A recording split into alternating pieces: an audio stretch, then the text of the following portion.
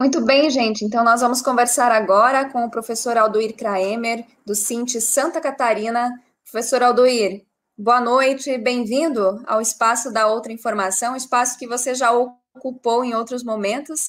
E nessa noite venho aqui para conversar um pouquinho mais com a gente, esclarecer algumas dúvidas também da nossa audiência. Então, é um pouco desse objetivo também de te trazer aqui, porque a nossa audiência também tem perguntado muito a respeito da vacina para os professores e professoras aqui no estado de Santa Catarina.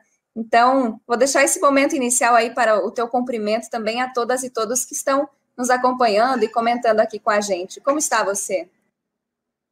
Boa noite, Cláudia. Boa noite a todas e a todos. É um prazer muito grande poder estar aqui contigo no JTT para nós estarmos conversando, né, sobre essa questão da necessária imunização dos trabalhadores de educação e, aliás, de toda a população, né? Algo que, infelizmente, não aconteceu até o momento, mas estamos na luta para que o mais breve possível isso seja viabilizado. Perfeito. Aldoir, então eu gostaria que você começasse aqui a nossa entrevista falando para a nossa audiência quais são as informações também que vocês têm a respeito também da luta pela vacina dos professores e professoras aqui no estado. Eu sei que ontem teve uma atividade, inclusive, nós estivemos acompanhando, deixamos lá o nosso comentário, né, para fortalecer essa luta, mas o que está sendo discutido nesse momento? Tem alguma previsão para que os professores e professoras sejam vacinados?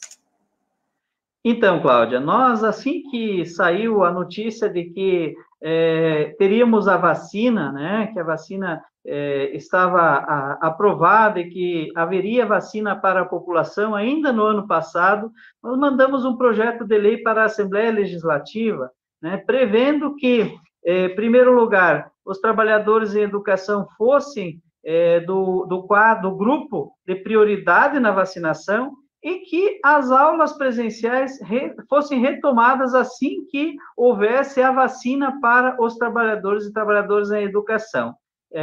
Infelizmente, logo depois que o nosso projeto deu entrada, um mês depois, o governo acabou encaminhando um outro projeto, aprovando este projeto, dizendo que as aulas presenciais seriam atividades essenciais e mesmo nos níveis mais gravíssimos, como foi o que aconteceu, as aulas iniciais, presenciais deram início mesmo, né, no momento mais difícil da pandemia e sem ter tido a vacina. Isso não quer dizer que nós abrimos mão, né, dessa necessária vacinação e continuamos nessa luta. O que houve ontem foi uma audiência pública, né, chamada pela Comissão de Educação da Assembleia Legislativa para debater esse assunto. Na prática, o que houve? O governo, assim que houve assim que foi anunciada essa audiência pública, ele também começou a se movimentar e também anunciou que está confirmada a vacinação dos trabalhadores em educação. Agora, a pergunta que não quer calar é quando vamos ter a vacina, né? Quando é que esta vacina vai efetivamente chegar aos trabalhadores em educação e quando nós vamos ter essa imunização? Afinal de contas, nós todos estamos expostos, os trabalhadores em educação, os familiares dos estudantes, todos expostos a uma pandemia onde não há, né, ainda a vacinação que poderia certamente estar melhorando ou basicamente garantindo, né, a vida das pessoas, porque a vacina ela não impede que haja o contágio, mas ela impede a morte, ela impede, né, o agravamento dessa doença. E isso poderia ter sido evitado, inclusive, aí todo esse debate também, Cláudia, que está acontecendo nacionalmente, né, via a nível federal, né, estamos aí com uma comissão de inquérito, né, no Congresso Nacional, né, que está levantando isso e as coisas estão aparecendo. O governo federal teve várias vezes, né, a proposta de aquisição de vacinas, não o fez, e isso é que está causando esse atraso, isso que está levando tantas vidas, né, que poderiam estar sendo poupadas. Perfeito. Aldoir, eu gostaria que você também trouxesse algumas reflexões, inclusive a gente juntou aqui alguns elementos da própria audiência para trazer aqui para você, porque a gente fala da educação como um instrumento imprescindível também para o desenvolvimento da nossa sociedade, né? E antes da pandemia, sempre, e até o momento, né, isso é histórico, essa questão da desvalorização também dos profissionais que atuam na educação, especialmente com relação ao professor grevista, né, aquela pessoa que sempre estava ali na linha de frente também, na luta, buscando garantir alguns direitos que são fundamentais e também garantir uma estrutura melhor para se trabalhar. Então, sempre se teve essa questão assim de que o professor ele não tem que receber mais, o professor é vagabundo, o professor não quer ir dar aula porque está lá na greve, e de repente vem a pandemia e a gente tem essa mesma parcela da sociedade dizendo que a educação é imprescindível, que tem que ter aula presencial e tudo mais. Então, como vocês encaram também essa discussão? A gente, claro que nós não vamos generalizar isso, mas parece que também a escola ela acaba sendo esse depósito de crianças, né, de adolescentes, então se joga para a escola toda a responsabilidade também da educação, que deveria ser também de toda a comunidade, né, de todo esse meio que gera a nossa vida. Então, traz um pouquinho, por favor, para a gente dessas reflexões. Então, com certeza, a pandemia ela acabou evidenciando a importância da escola, a importância do trabalhador da educação, a importância desse setor, né, da educação. As famílias que, às vezes, faziam uma reflexão em relação a como é que a escola tinha tanta dificuldade com os seus filhos e assim por diante, né, passaram a enxergar o que significa, né, você que trabalhar com esses adolescentes, essas crianças, em período, né, de 4 horas diários, né, essas famílias passaram a tê-los em casa e perceber que a coisa não é tão simples assim. E mais, muitos começaram desesperadamente a buscar que a escola voltasse a funcionar para que ele pudesse deixar o seu filho lá na escola, porque em casa eles estavam tendo muito problemas na família e assim por diante. Então, essa é uma questão, né? Será que a escola não deveria ser mais valorizada? Será que os trabalhadores em educação, né, merecem ser tão acusados e tão julgados em relação à sua atuação profissional e também em relação à sua valorização enquanto profissionais, né? Veja que, Cláudia, apesar de que o Plano Nacional e o Plano Estadual de Educação dizer que os trabalhadores de educação deveriam ter a sua remuneração equivalente às demais profissões que exigem o mesmo nível de formação, isso nós estamos muito distantes. Aliás, essa é uma questão que nós recolocamos, né, em pauta, né, já fizemos uma audiência com a Secretaria de Educação, levamos essa questão também na Assembleia Legislativa. Hoje existe uma comissão de 7 deputados que durante 60 dias vão estar fazendo esse estudo, né? Estão convocando, né, o Ministério Público, o Tribunal de Contas, nós, o Sindicato dos Trabalhadores da Educação, economistas e assim por diante, para buscar trazer um pouco esse debate, porque, afinal de contas, foi lá na Assembleia Legislativa que se aprovou, né, o Plano Estadual de Educação falando dessa questão salarial. Agora, em relação ao outro ponto importantíssimo que você coloca, nessa pandemia, nós também fizemos um enfrentamento em relação a essa convocação para as aulas presenciais, né? A nossa categoria deflagrou um movimento, né, de não ir da escola, um movimento grevista nesse sentido, e, mais uma vez, estamos enfrentando o problema que o governo do Estado não está aberto para discutir, né, a retirada das faltas desses trabalhadores. Não foi um movimento massivo, nós não chegamos a 1% da categoria que assumiu esse enfrentamento, mas são profissionais que estavam muito comprometidos, né, com a vida, com a vida deles, com a vida da sociedade e que merecem também agora poderem, né, ser respeitados e poder ter o seu calendário de reposição do trabalho e ter a retirada das faltas. Então, são várias questões que estão colocadas aí nessa questão, né?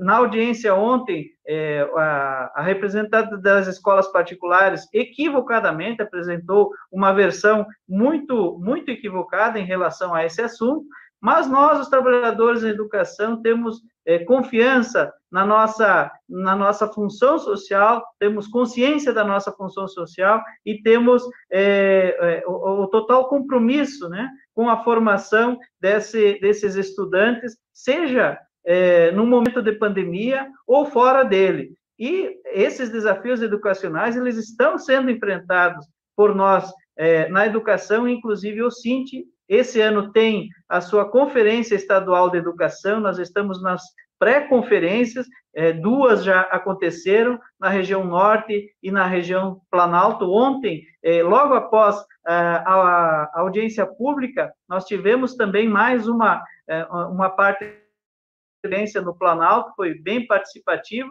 porque são muitos os desafios que a educação enfrenta e precisa enfrentar também um governo negacionista, que nega a ciência, nega a escola, que retira recursos da educação, né, que nesse ano manteve o piso nacional com reajuste zero, né? E, então, são muitos desafios que estão colocados, não só para os trabalhadores da educação, mas para a sociedade como um todo, pela importância, pela necessidade que é nós termos uma educação de qualidade, e, no nosso caso aqui, uma educação pública de qualidade, porque é isso que a população necessita. Aldoir, você é professor, conhece muito bem o espaço da sala de aula. Faz alguns dias também que o meu companheiro ele retornou a esse espaço, né, para dar aulas. E não tem sido fácil, não tem sido seguro, né? Porque por mais que a escola também busque alguma segurança, por mais que tenha álcool, por mais que se use a máscara, mas a criançada também sempre teve a escola como espaço de convivência, né? Aliás, todos e todas nós sempre tivemos. Então, acontece a aglomeração, né? Como vocês também, que relatos que vocês têm também a partir dos profissionais da educação com relação a isso, né? E eu sei que são vários os casos também de adoecimento, são vários os casos de contágio de professores e professoras, são vários os casos também de professores que não conseguiram sobreviver a essa antipolítica no contexto da pandemia, né? E que foram internados e que foram entubados e que acabaram, né, obviamente, perdendo a vida. Então, que relatos também que vocês têm diante desse cenário dos profissionais da educação aqui no nosso estado? Cláudia, eu considero duas coisas. Em primeiro lugar, que é óbvio que não há segurança. Não há como haver segurança em uma pandemia quando você não tem a imunização, né? Não é à toa que os resultados positivos de controle da pandemia foi onde houve o distanciamento social, onde não houveram, onde as aulas presenciais elas foram canceladas, onde nós tivemos um enfrentamento efetivo. Eu tenho certeza que, em primeiro lugar, nós poderíamos ter controlado a pandemia se essas medidas tivessem sido rígidas, se nós não tivéssemos um presidente da República negacionista que trabalhou contra, né, as medidas de distanciamento social, né? Então, essa é uma questão que segue, né? Não há como ter segurança. É óbvio que algumas escolas conseguem ter mais, outros menos, né? E isso é uma realidade incontrolável no nosso ponto de vista. Por isso, a nossa proposição era muito simples e clara, né? Não ia ser por causa de 5, 6 meses, né, que nós teríamos uma situação alterada. Aliás, essa forma como estamos hoje, parte dos estudantes no sistema remoto, parte em uma outra instituição, inclusive, né, aqueles ditos polos, foi um problema muito grande, dificuldade, inclusive, de enquadramento, enturmação desses estudantes e assim por diante, né? Dificuldade porque parte dos estudantes estão em casa, parte estão na escola. Para nós teria sido muito mais tranquilo manter o sistema que nós já tínhamos tido no ano passado, até a vacinação, e aí poder voltar com maior tranquilidade, com maior organização, inclusive com um plano mais bem elaborado para esse retorno, né? O que nós estamos tendo realmente não é nada bom. Mas, para além disso, nós temos uma outra questão, que é a questão do adoecimento social. Nós estamos tendo um momento, assim, de adoecimento social, emocional e psicológico, né? Todos estamos afetados, agora os trabalhadores em educação, muito mais, e os seus estudantes, né, por não terem, não estarem, não havia se preparado para um momento como esse. Portanto, ninguém se sente seguro, né? Ninguém sente segurança na forma como está trabalhando, né? E, assim, os profissionais da saúde, para mim, são os mais afetados do ponto de vista do seu trabalho agora durante a pandemia. Agora, a educação, com certeza, no pós-pandemia, sofrerá, né, todos esses traumas que levará alguns anos para serem superados, tanto do ponto de vista dos estudantes, quanto dos trabalhadores em educação. Então, é preciso que nós tenhamos mais empatia, que nós tenhamos mais sensibilidade um com os outros, que nós possamos nos juntar, né, com a comunidade escolar, entre os profissionais da educação. Nós, do sindicato, aqui na Regional de São Miguel do Oeste, estamos tendo também essa preocupação, né? A Regional vai agora organizar um trabalho nesse sentido, de sensibilização e de aproximação desses profissionais via, né, palestras, via conversa através do Zoom, né, um espaço de diálogo para que a gente possa se preparar, né, para sobreviver a esse momento, porque é um momento de doença social, um momento de negacionismo, né? Nós que trabalhamos com a ciência temos que enfrentar isso é muito ruim, os trabalhadores em educação sendo atacados pelos negacionistas, né? Por um governo que tem claros, né, traços de totalitarismo, que nega a importância da escola, da educação e da ciência. Então, isso tudo são questões que estão colocadas para nós e que nós estamos tendo que enfrentar. Certo. Aldoir, eu te agradeço pela tua participação aqui no JTT Oeste de hoje. Inclusive, eu me emociono, né, de falar contigo, porque toda vez que o meu companheiro chega em casa da escola, eu fico pensando, e aí, será que ele voltou bem? Será que hoje ele voltou com ou sem o vírus? Né? Toda vez que o meu irmão chega em casa, eu penso a mesma coisa. Então, é esse desespero diário que nós estamos vivendo aqui, mas que são, né, quando eu penso numa escala maior, que são tantas as realidades assim nesse desespero, então a gente torce e luta especialmente para que tenhamos uma vacina logo, porque está muito difícil a gente apresentar esse jornal nessa sexta-feira e anunciar que nós temos mais de 430 mil mortos nessa antipolítica do governo Bolsonaro, que aqui em Santa Catarina já são mais de 14 mil vidas que foram ceifadas, né, Aldoir? Então, te agradeço, desejo aí força também para o Sint, né, para que possam fazer esse enfrentamento e contem com a gente também no que for preciso aí. Nós é que agradecemos o espaço cedido aqui, né? Realmente é muito difícil esse momento para todas e todos, mas que não há como nós enfrentarmos isso de forma individual, né? Se nós buscarmos fazer o enfrentamento a essa crise sanitária, essa crise social, né? Essa crise até de negacionismo que nós estamos vivendo, individualmente nós ficamos muito mais fragilizados, mais fracos, e será muito mais difícil de superar. Então, o que nós precisamos é olhar para o lado, ver que nós temos colegas, que nós temos trabalhadores que estão ao nosso lado, que nós temos os filhos dos trabalhadores que estão conosco, que é quem realmente necessita da escola pública, e que é preciso que a gente se respeite e que a gente respeite, né, a pandemia, para que não sejamos contaminados, né? Infelizmente, o governo não nos ajuda, né? Poderia ter tomado as medidas necessárias, nós poderíamos já estar vacinados. Esse é o fato que está demonstrado na CPI, né? E que agora nós precisamos entre nós, né? Somos nós por nós que estamos nessa luta, né? Pela sobrevivência, pela vida, né? E pelas condições de trabalho. Então, eu agradeço muito, desejo aqui a todas e a todos que se cuidem e que estejamos bem, né, em todos os momentos. Obrigado. Valeu, muito obrigada, Aldoir. Um beijo.